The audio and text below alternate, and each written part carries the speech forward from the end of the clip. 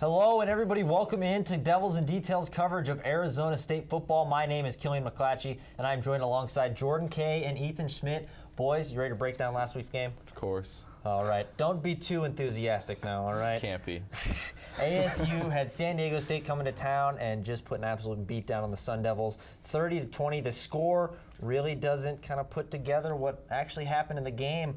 What did you guys see, and just kind of break it down for us? What happened? Saw Rashad Penny, then Rashad Penny again, and a little more Rashad Penny after that. He's going to be in Todd Graham and the rest of ASU's nightmares for a long time. The guy just went off. ASU's front seven could not contain him. He just broke to the outside, and on the 31-yard reception, I believe his Daz Tatalatasi had no chance one-on-one against him, and it just made him look silly. I really thought that ASU's defense was going to be able to at least contain him, and I guess if you take away the 95-yard run, they didn't do too bad of a job, but it's not encouraging going forward that they really didn't control the run game. Yeah, that's true. Ethan, what did you see? Well, besides Rashad Penny just absolutely taking over, like Jordan said, I think the Sun Devils just struggled all around. They had special teams mishaps. You can't do that when you're a Pac-12 team, and just the offensive execution. It's not there. Like, I don't know what they're trying to do. Billy Napier and Todd Graham, it's struggling. The offensive line, they do stretch runs, and the offensive line is not good enough to get forward progress when they go to the side. And they seem like they're trying to run the ball east and west. But when you put the ball in Manny Wilkins' hands, he's been great. First game, 22 of 27. Second game against San Diego State, 20 of 33. 4 touchdowns, no picks so far. But they're not trying to make those passes downfield as much as I feel like they should. And so the biggest thing now, talking to the two of you, I know, Ethan, you're big on Manny Wilkins. He has had a good few games. Do you think if that offensive line gives him even just a little bit more time, he'd be even that much better? We did see glimpses of it in week one where when he was given time, he showed off his arm a little bit.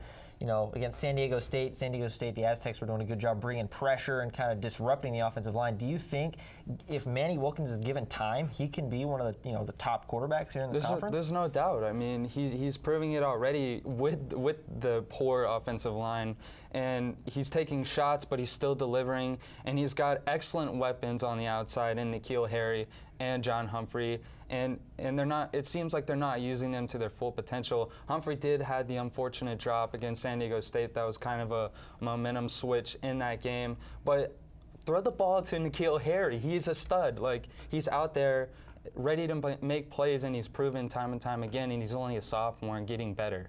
Yeah, and I know you mentioned John Humphrey. Jordan, I'll ask you, you were at practice today. John Humphrey looked like he was limping around a little bit. He had a tough time kind of getting off the bus. He does have a brace on that knee of his that he did injure against San Diego State. It's not looking like he's going to be back this week or anytime soon, really. Who do you think is a receiver that needs to step up in his place? Because he's kind of a big target there for Manny Wilkins in that offense. Obviously, N'Keal Harry is going to be big. They get Ryan Newsom back in his first game. He's going back to his home state of Texas, so obviously something big could happen there. And he's kind of what Humphrey brings, that deep ball, that take the top off the defense edge. But another guy, Frank Darby, had a big catch in the fourth quarter last week. Has really impressed. Todd Graham's given him a lot of praise after both of the team's scrimmages during fall camp. So he's the guy that could really, I guess, take over for Humphrey's spot, maybe with that deep ball, maybe on some cuts and some slants over the middle. But he's another guy. The other thing is, with N'Keal Harry, I think the one route they've just got to keep giving him. It's something that really was prolific with Taylor Kelly and Jalen Strong, is that nice little 15-yard back shoulder fade. The dude's 6'4". He's going to be bigger than most corners that he's on. He's going to go up and get the ball, and on that back shoulder fade, him and wide receivers coach Rob Likens has been talking about his technique has been getting so much better. So let's put that technique to work. He can do 15-yard back shoulder fade. We're talking Manny Wilkins as being a much better quarterback. He should be able to put it there, and that should be an easy first down every time. And we saw it in the goal line situation. It worked perfectly. I think they should utilize that more often. Yeah, it's true. It is a tough throw to make, that 15-yard, back shoulder. I know personally I couldn't make that throw. I don't know if either of you guys could either. But we'll look forward. You did mention heading to Texas. Got the Texas Tech Red Raiders next week, the first road game, an air raid attack. What are you guys expecting to see from this? We all know ASU's defense, they have struggled against the pass. They were the worst in the history of college football last year. Texas Tech, like I just mentioned, they are going to throw the ball, and they're going to throw it a lot. What are we expecting to see this week? Well, I think Arizona State's just kind of got to abandon everything that they have came for at this point, because Texas Tech comes in with the air raid offense. They're gonna throw the ball downfield. Even their running game did good in their first game, 177 rushing yards for Texas Tech. So ASU just needs to get creative, call blitzes where maybe they wouldn't, get more risky with it and try to make something happen, get turnovers, get after it. And the offense they need to start throwing the ball downfield. The running game to the sides is not working, as I mentioned earlier. And maybe if they could try to get Kalen Ballage more involved with screen games and even passing downfield to him if he's available for that. So I think they just need to go out and attack, because that's the only thing that seems to work so far. Yeah, Jordan?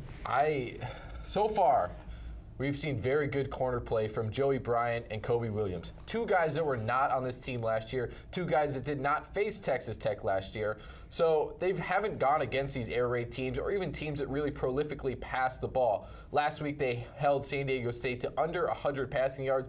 Obviously it's a run-first team, but that's still something to be proud of. This is going to be a much bigger challenge. They're going to have receivers coming at them at all angles, guys that can take the top off, guys that can cut short. This is going to be a test for them. I don't know if you can really just abandon that because you don't know what you have.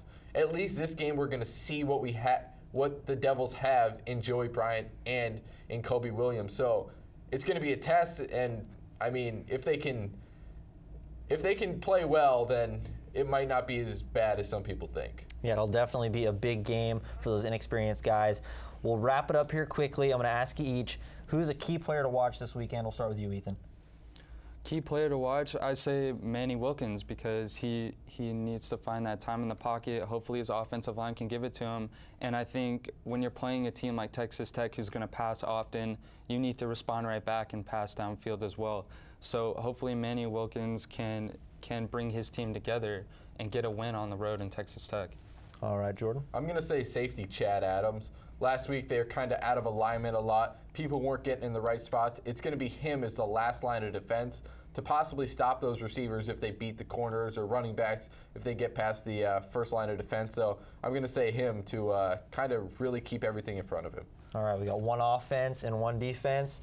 We'll wrap it all up here. Predictions, Jordan, we'll have you go first. I'm going to say Texas Tech takes this one 52-45. High scoring, that's what we like to see. The Pac-12, like points. Ethan?